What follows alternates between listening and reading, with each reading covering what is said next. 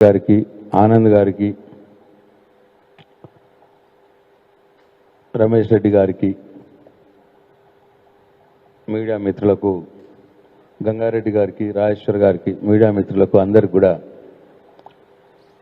నా హృదయపూర్వక నమస్కారాలు. ఇవాళ సబ్జెక్టు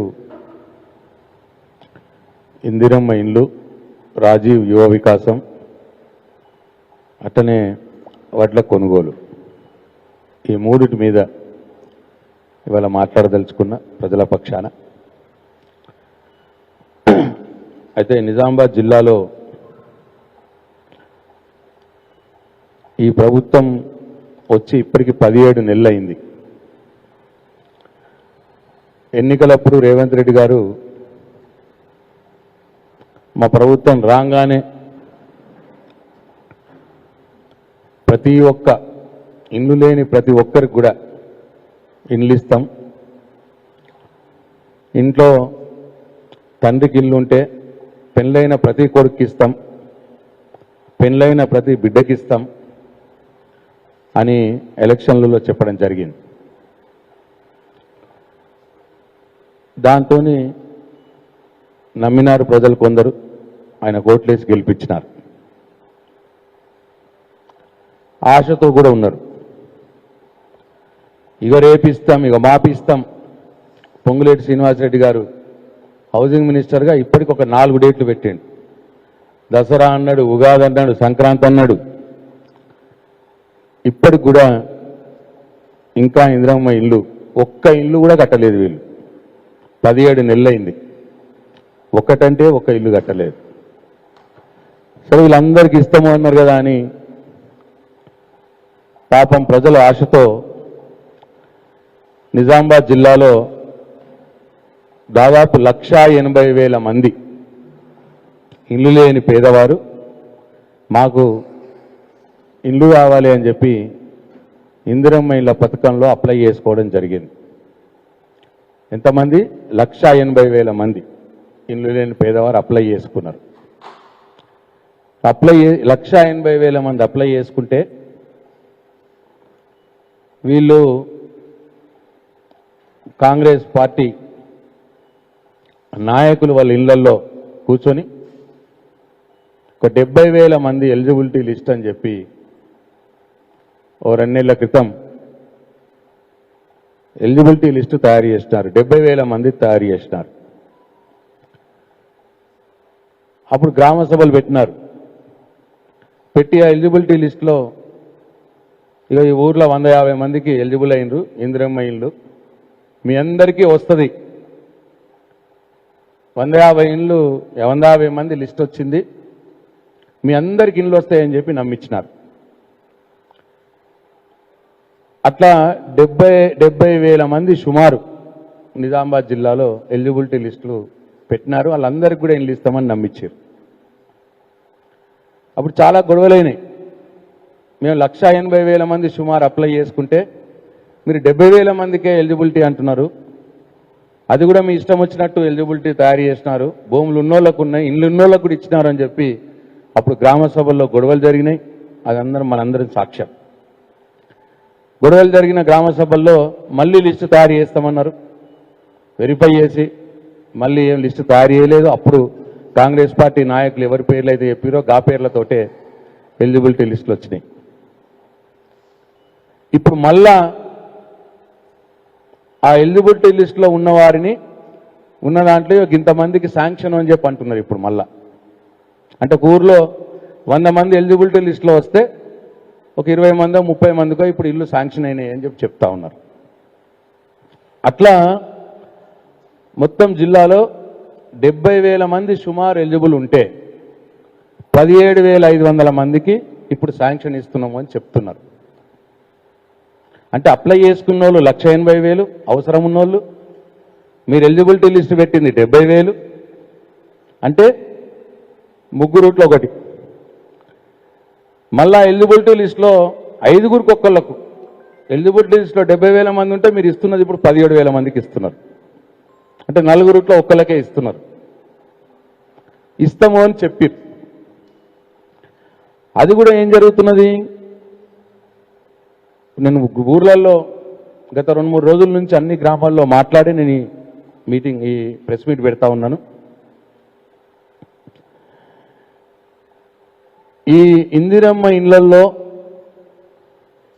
ఎవరి అర్హులు, ఎవరు లబ్ధిదారులు, వాళ్ళని ఎట్లా సెలెక్ట్ చేయాలన్న దాని మీద ఇదే ప్రభుత్వం ఇగో జీవో నంబర్ 7 9/3/2024లో ఒక జీవో ఇచ్చింది.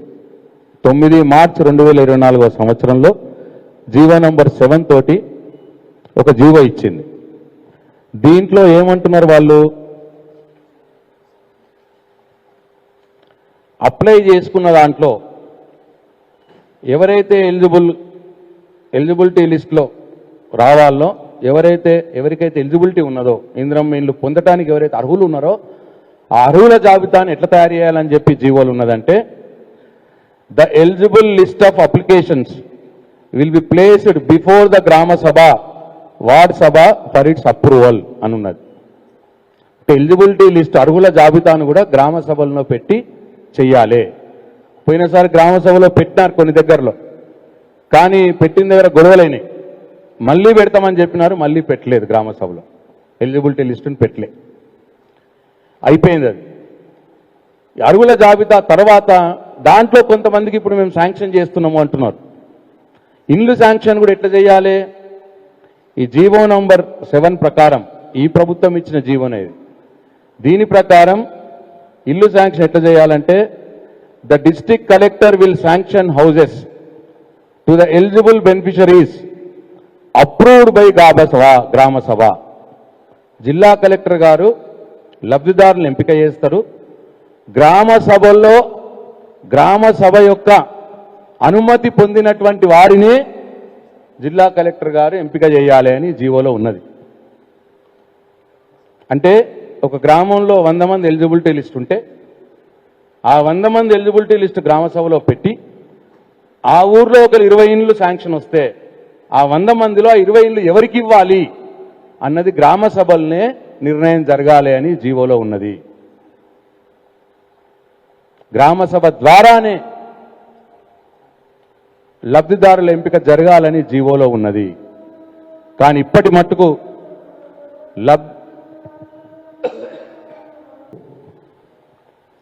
ఇట్లా జీవో నంబర్ 7 ద్వారా ఇందిరమ్మ ఇండ్ల లబ్ధిదారుల్ని గ్రామ సభల ద్వారానే ఎంపిక చేయాలనే స్పష్టంగా ఉన్నది జీవో నంబర్ 7లో. కానీ మాకు వస్తున్నటువంటి సమాచారం ఏంటంటే, ఇప్పటి మటుకు ఒక్క గ్రామ సభ కూడా పెట్టలేదు. గ్రామ సభల్లో నిర్ణయం జరగాల్సినటువంటి లబ్ధిదారుల పేర్లు కాంగ్రెస్ పార్టీ నాయకుల ఇళ్లల్లో జరుగుతున్నాయి. కాంగ్రెస్ పార్టీ నాయకులు ఆ ఊర్లో ఒక 30 ఇండ్లు శాంక్షన్ అయితే ఒక ఐదుగురేమో నిజమైన లబ్ధిదారులు ఒక 5 పేర్లు రాసి, ఇక సగం కాంగ్రెస్ పార్టీ కార్యకర్తలకు, ఇంకో సగం ఏమో ఎవరైతే 50,000 రూపాయలు ఇస్తారో ఒక ఇంటికి 50,000 రూపాయలు ఇచ్చిన వాళ్ళకే ఇందిరమ్మ ఇండ్ల లబ్ధిదారుల పేర్ల లిస్టులో పేరు వస్తున్నది. నేను మళ్ళీ ఇంకోసారి చెప్తా ఉన్నా, ఇందిరమ్మ ఇండ్ల లబ్ధిదారుల పేర్లు గ్రామ సభలో ఫైనల్ కావాల్సి ఉండగా, గ్రామ సభలో ఫైనల్ కావాల్సినటువంటి లిస్టు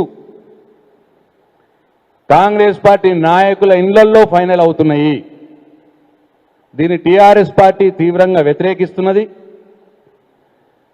ఎందుకంటే దొంగలు ఊరువంచుకున్నట్టు ఎవడబ్బ సొమ్మిది కాంగ్రెస్ పార్టీ కార్యకర్తలకు ఎట్లా ఇస్తారు?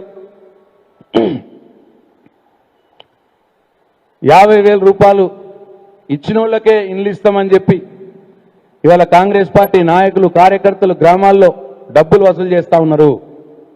ఎవరైతే డబ్బులు ఇస్తున్నారో వాళ్ళకే ఇండ్లు వస్తూ ఉన్నాయి. ఇండ్లు వస్తాయని చెప్తున్నారు. నేను అందుకే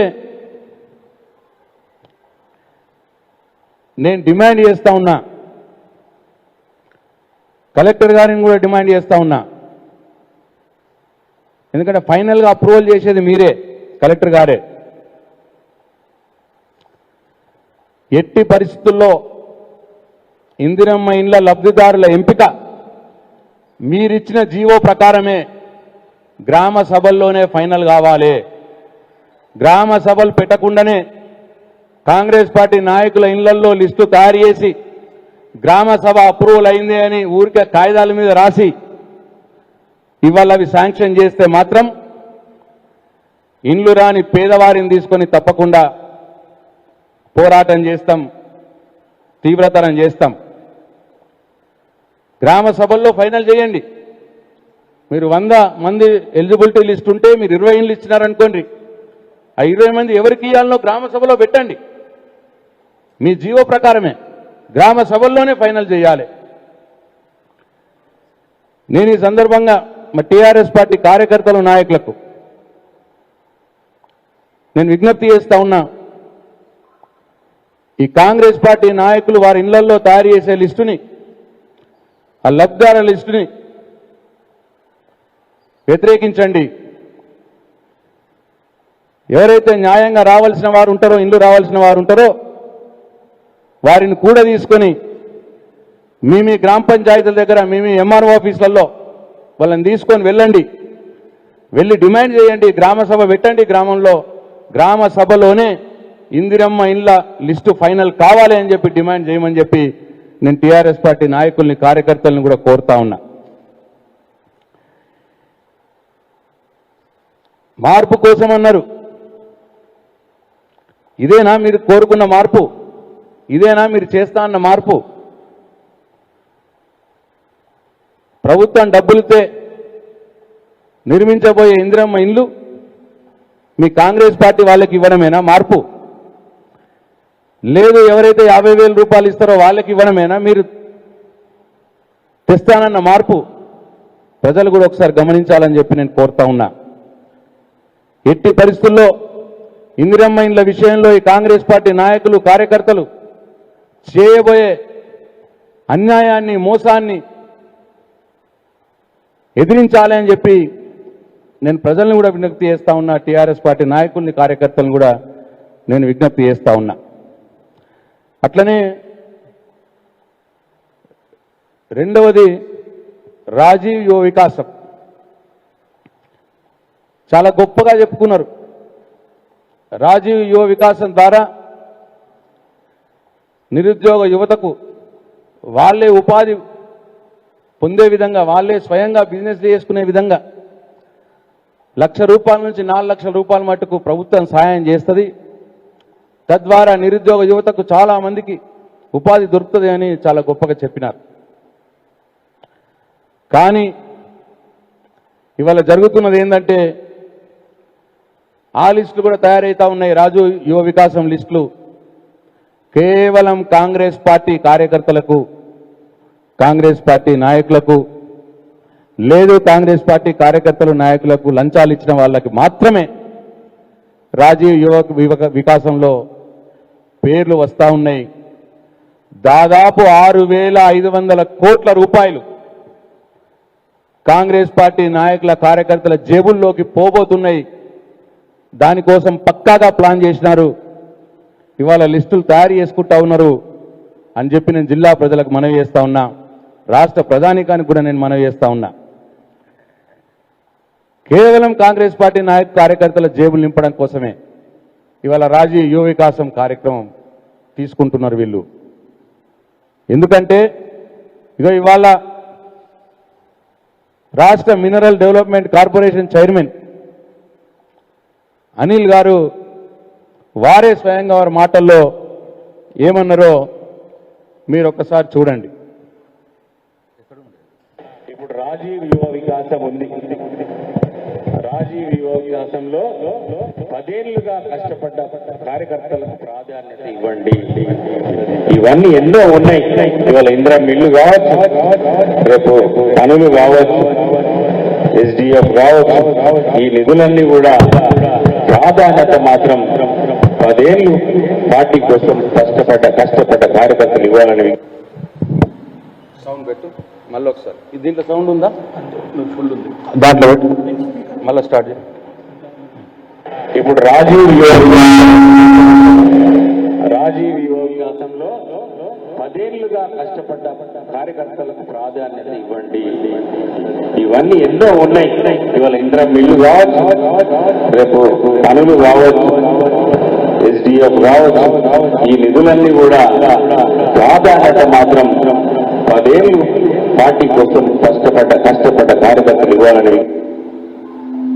ఇది అనిల్ గారు స్పష్టంగా ఇవాళ చెప్తా ఉన్నాడు. రాజీవ్ యువ వికాసం కావచ్చు, ఇందిరమ్మ ఇల్లు కావచ్చు, పనులు కావచ్చు, SDF నిధులు కావచ్చు, అన్నీ కూడా కాంగ్రెస్ పార్టీ కార్యకర్తలకే ఇవ్వాలి అని స్పష్టంగా ఒక అధికారిక బాధ్యతలో ఉన్నటువంటి కార్పొరేషన్ చైర్మన్ ఇవాళ బహిరంగంగా చెప్తా ఉన్నాడంటే ఇవాళ కాంగ్రెస్ పార్టీ ఎంతకు దిగజారిందో రాష్ట్ర ప్రజలు ఆలోచన చేయాలని చెప్పి నేను కోరుతా ఉన్నా. 12,000 కోట్ల రూపాయలతో ఇందిరమ్మ ఇళ్ల స్కీమ్ తీసుకున్నారు. ఆ 12,000 కోట్ల రూపాయలు కాంగ్రెస్ పార్టీ నాయకుల కార్యకర్తల జేబుల్లోకి పోతా ఉన్నాయి. ఇండ్లన్నీ వాళ్ళకే పోతా ఉన్నాయి. ఏదో కొద్దిగా మంది చూడటానికి ఒక 5-6 ఇండ్లు ఆ ఊర్లో పేదవాళ్ళకి ఇచ్చి మిగతా అన్ని కాంగ్రెస్ పార్టీ నాయకులు కార్యకర్తలు దుబ్బేసే కార్యక్రమం పెట్టినారు. అట్లనే రాజీవ్ యువ వికాసంలో 6,500 కోట్ల రూపాయలు మొత్తంగా కాంగ్రెస్ పార్టీ కార్యకర్తల నాయకులకే ఇస్తుంటామని చెప్పి బహిరంగంగా చెప్తా ఉన్నాడు. మా కార్యకర్తలకే ఇస్తామని చెప్పి ఇవ్వాలా చెప్పి అంటున్నాడు. అంటే అత్త సొల్లు అల్లుడికి దానం చేసినట్టు ఎవడప్ప సొమ్మని చెప్పి ఇవాళ మీ కాంగ్రెస్ పార్టీ కార్యకర్తల జేబులు నింపడానికి 6,500 కోట్లు రాజీవ్ యువ వికాసం మీరు ప్లాన్ చేస్తా ఉన్నారని చెప్పి నేను ప్రశ్నిస్తా ఉన్నా. మీ అబ్బసొమ్మ ఇది. తెలంగాణ ప్రజలు ట్యాక్స్ కడుతున్నటువంటి డబ్బు ఇది. తెలంగాణ ప్రజల నుంచి వసూలు చేస్తున్నటువంటి డబ్బుని మీరు మీ కాంగ్రెస్ పార్టీ నాయకులు కార్యకర్తల జేబుల్లోకి మళ్లిస్తున్నారు అని చెప్పి అధికారికంగా ఇవాళ అనిల్ అనే ఒక నాయకుడు కార్పొరేషన్ చైర్మన్ ఇంత బహిరంగంగా చెప్తా ఉంటే మరి వాళ్ళ అధికారులు ఏం చేస్తున్నారు ప్రజలారా ఒకసారి గమనించండి అని చెప్పి నేను కోరుతా ఉన్నా. ఇది ప్రజల సొమ్ము. ఇది కాంగ్రెస్ పార్టీ ఫండ్ కాదు. ఇది మీ కాంగ్రెస్ పార్టీ నిధులైతే మీ ఇష్టం, మీ కార్యకర్తలకు ఇచ్చుకోండి, ఎవరికి అభ్యంతరం లేదు. కానీ తెలంగాణ ప్రజల సొమ్ముని కాంగ్రెస్ పార్టీ నాయకులకు కార్యకర్తలకు 6,500 కోట్లని మీరు పంచిపెడతాము అంటే తప్పకుండా ప్రతిఘటిస్తాం. మా పార్టీ కార్యకర్తల నాయకులకు కూడా నేను విజ్ఞప్తి చేస్తా ఉన్నా. ఈ రాజీవ్ యువ వికాసం లబ్ధిదారుల లిస్టు కూడా ఏ ఊరికి ఆ ఊర్లో గ్రామ సభలు పెట్టి మరీ గ్రామ సభల్లోనే ఫైనల్ చేయాలని చెప్పి మేము డిమాండ్ చేస్తూ ఉన్నాం. ఇందిరమ్మ ఇండ్లకు గ్రామ సభల్లోనే ఫైనల్ చేస్తామని చెప్పి మీరే జీవో ఇచ్చినారు. కానీ దొంగతనంగా రాసుకుంటున్నారు. గ్రామ సభలు పెట్టకున్నా పెట్టినమో అని చెప్పి మీ కాంగ్రెస్ పార్టీ కార్యకర్తల నాయకుల ఇళ్లల్లో లిస్టులు ఫైనల్ చేసి మరి కలెక్టర్కి పంపించినారు గ్రామ సభలు పెట్టినామని. నేను అధికారులకు కూడా హెచ్చరిస్తా ఉన్నా. క్షేత్రస్థాయిలో మండల ఎంపీడీఓలకు గ్రామ పంచాయతీ సెక్రటరీలకు కూడా హెచ్చరిస్తా ఉన్నా. మీరు గ్రామ సభలు పెట్టకుండానే గ్రామ సభలు పెట్టినమో అని చెప్పి మీరు తప్పుడు రాసి కలెక్టర్ గారికి పంపిస్తే మీ మీద చట్టరీత్యా చర్యలు తీసుకుంటాం, మిమ్మల్ని కోర్టుకు లాగుతాము అని చెప్పి నేను ఎంపీడీఓలకు పంచాయతీ సెక్రటరీలకు కూడా నేను హెచ్చరిస్తా ఉన్నా. మీ అబ్బ సొమ్ము కాదు ఇది. కాంగ్రెస్ పార్టీ నాయకులు కార్యకర్తలు ఎవరి పేర్లు చెప్తే వాళ్ళ పేర్లు మీరు రాసి పంచిపెట్టడానికి ఎంపీడీఓల సొమ్ము కాదు, పంచాయత్ సెక్రటరీల సొమ్ము కాదు, కాంగ్రెస్ పార్టీ నాయకుల కార్యకర్తల సొమ్ములు కావవి. తెలంగాణ ప్రజల సొమ్ము అది. కాంగ్రెస్ పార్టీ ఫండ్ కాదు ఇది. తెలంగాణ ప్రజల సొమ్మిది. తప్పకుండా అర్హులైన పేదవారికే చెందాలి. అర్హులైన పేదవారి లిస్టులు వాళ్ళ పేర్లు గ్రామ సభల్లోనే ఫైనల్ కావాలి. గ్రామ సభలు పెట్టి తీరాలి అని చెప్పి నేను మరొకసారి డిమాండ్ చేస్తా ఉన్నా. కలెక్టర్ గారిని డిమాండ్ చేస్తా ఉన్నా. ఈ రాష్ట్ర ప్రభుత్వాన్ని కూడా నేను డిమాండ్ చేస్తా ఉన్నా. దొంగతనంగా గ్రామ సభలు పెట్టినము అని తప్పుడు రాతలు రాసి ఎవరైతే కలెక్టర్ గారికి లిస్టు పంపిస్తారో అధికారుల మీద కూడా చట్టరీత్యా చర్యలు ఉంటాయి. కోర్టుకు కూడా వెళ్తాం. వాళ్ళందరూ కూడా కోర్టు మెట్లు ఎక్కవలసి వస్తుంది ఎంపీడీఓలు, గ్రామ పంచాయతీ సెక్రటరీలు అని చెప్పి నేను హెచ్చరిస్తా ఉన్నా. అట్లనే మూడవది వడ్ల కొనుగోలు. ఇవాళ జిల్లాలో ఇటు రాష్ట్రంలో వడ్ల కొనుగోలు చాలా మందకొడిగా సాగుతూ ఉన్నది. లారీలు అన్లోడ్ అవుతలేవు రైస్ మిల్లర్ల దగ్గర నుంచి. ముఖ్యంగా సన్నవడ్లు రైస్ మిల్లర్లు తీసుకోవట్లేదు, కావాల్సుకుని డిలే చేస్తూ ఉన్నారు, ఎక్కువ రోజులు ఆపి తరుగు తీస్తూ ఉన్నారు. ఇటువంటి అన్ని సమస్యలు కూడా వస్తూ ఉన్నాయి. ఎందుకంటే నిజామాబాద్ జిల్లాలో ఉదాహరణకు తీసుకుంటే 14 లక్షల మెట్రిక్ టన్నుల వరి వండింది. ఒక 10 లక్షల మెట్రిక్ టన్నులు కొనుగోలు సెంటర్లకు వస్తుందని అంచనా. ఇప్పటికే 9 లక్షల మెట్రిక్ టన్నులు కొనుగోలు సెంటర్లకు వచ్చింది. కానీ లారీ వాళ్ళు పర్చేజ్ చేసింది 9 లక్షల మెట్రిక్ టన్నులు కొనుగోలు సెంటర్లకు వస్తే 7,50,000 మెట్రిక్ టన్నులు మాత్రమే ఇప్పటికి కొన్నారు. అంటే ఇంకా 1,50,000 మెట్రిక్ టన్నులు కళ్ళాల్లోనే ఉన్నది, కొనుగోలు సెంటర్లో ఉన్నాయి, జోక్తలేరు. ఇంకా వర్షాలు పడతా ఉన్నాయి, వడ్లు తడుస్తూ ఉన్నాయి, పాడైపోతాయని చెడిపోతాయన్న భయం రైతుకుంది. అయినా జోక్తలేరు, అమాలీలు లేరంటారు, గన్ని బ్యాగులు లేరంటావు, రకరకాల ప్రాబ్లమ్స్ చెప్పి ఇవాళ జోక్తలేరు. 1,50,000 మెట్రిక్ టన్నులు ఇవాళ కళ్ళల్లోనే ఉన్నాయి, జోక్తలేరు. జోకిన 7,50,000 మెట్రిక్ టన్నులలో 7,45,000 మెట్రిక్ టన్నులు లారీల మీద రైస్ మిల్లకు పంపించినారు. కానీ ట్రక్ షీట్ జనరేట్ అయింది కేవలం 6,25,000 మెట్రిక్ టన్నులు మాత్రమే. ఈ లెక్కలన్నీ కూడా అధికారిక లెక్కలే నేను చెప్పేది. 7,45,000 మెట్రిక్ టన్నులు లారీలకు లోడ్ అయితే అన్లోడ్ అయింది మాత్రం 6,25,000 మెట్రిక్ టన్నులే. అంటే ఇంకా 1,20,000 మెట్రిక్ టన్నులు లారీలలో ఉన్నాయి వడ్లు. 1,50,000 మెట్రిక్ టన్నులు కళ్ళల్లో ఉన్నాయి, 1,20,000 మెట్రిక్ టన్నులు లారీలలో ఉన్నాయి. అంటే 2,70,000 మెట్రిక్ టన్నులు అటు కళ్ళాల్లో ఇటు లారీలలో ఉన్నాయి. మొత్తం 9 లక్షల మెట్రిక్ టన్నులో 25 నుంచి 30% వడ్లు అటు కళ్ళాల్లో ఇటు లారీలలో ఉన్నాయి. 6,25,000 మెట్రిక్ టన్నులు ట్రక్ షీట్ జనరేట్ అయితే రైస్ మిల్లర్లు అక్నాలజ్మెంట్ ఇచ్చింది 6,10,000 మెట్రిక్ టన్నులకు మాత్రమే. అంటే ట్రక్ షీట్ జనరేట్ అయ్యి రైస్ మిల్లర్లు తీసుకున్నాక మాకింతే వచ్చింది అని 6,10,000 మెట్రిక్ టన్నులు చెప్పినారు. 6,25,000 మెట్రిక్ టన్నుల ట్రక్ షీట్ జనరేట్ అయితే అంటే 15,000 మెట్రిక్ టన్నులు తరుగు కింద తీసేసినారు రైతులకి. ప్రతి 40 కిలోలకి 1.5 నుంచి 2 కిలోలు తరుగు కింద తీస్తున్నారు. ఒక క్వింటాల్కి 5 కిలోలు తరుగు కింద పోతా ఉన్నది. దానికి సాక్ష్యమే ఇది. 6,25,000 మెట్రిక్ టన్నులు ట్రక్ షీట్ జనరేట్ అయితే 6,10,000 మెట్రిక్ టన్నులు మాత్రమే రైస్ మిల్లర్లు అక్నాలజ్మెంట్ చేసినారు. అంటే 15,000 మెట్రిక్ టన్నులు తరుగు కింద పోతా ఉన్నది. కాబట్టి నేను ఈ జిల్లా యంత్రాంగాన్ని డిమాండ్ చేస్తా ఉన్నా, తొందరగా కళ్ళల్లో ఉన్న వడ్లు జోకండి, లారీల్లో ఉన్నాయి అన్లోడ్ చేపియండి, రైస్ మిల్లర్లతో మాట్లాడి 1,50,000 మెట్రిక్ టన్నులు కళ్ళాల్లో ఉన్నాయి జోక్పియండి, 1,20,000 మెట్రిక్ టన్నులు లారీలలో ఉన్నాయి అన్లోడ్ చేపియండి, 15,000 మెట్రిక్ టన్నులు తరుగు కింద తీస్తున్నారు, దాన్ని అరికట్టండి. నేను జిల్లా యంత్రాంగాన్ని డిమాండ్ చేస్తా ఉన్నా. రైతులు ఇబ్బంది పడతా ఉన్నారు. అట్లనే ఇంకొక విషయం, మార్చి 25 నాడు మొదలు పెట్టినారు వడ్లు కొనుగోలు ఈ జిల్లాలో. ఇవాళ మే 11, అంటే దాదాపు 40-45 రోజులైంది వడ్లు కొనుగోలు చేయబట్టి. చాలా గొప్పగా చెప్పినారు, వడ్లకు 500 రూపాయలు బోనస్ ఇస్తామన్నారు క్వింటాల్కు. మొదలు అన్ని వడ్లకు అన్నారు, ఇప్పుడు మళ్ళా మాట మార్చి ఓన్లీ సన్న వడ్లకే అంటున్నారు. ఇవాళ ఈ సన్న వడ్డు కూడా కొని జిల్లాలో 45 రోజులైంది. ఇప్పటికీ ఒక్క రైతుకు కూడా 500 రూపాయల బోనస్ రాలేదు. 45 రోజులైంది. నేను డిమాండ్ చేస్తా ఉన్నా రేవంత్ రెడ్డిని, ముఖ్యమంత్రిని, రాష్ట్ర ప్రభుత్వాన్ని, వెంటనే అన్ని రకాల వడ్లకు మీరు ఇస్తానన్న 500 రూపాయల బోనస్ ఇవ్వడం మొదలు పెట్టండి. మీరిచ్చిన మాటనే నిలుపుకోండి. రైతు బంధు ఎట్లన్నా సగంకి ఆపేసినావు, ఈ బోనస్ అనగానే మొట్టమొదటి మొత్తం ఇవ్వండి. అన్ని రకాల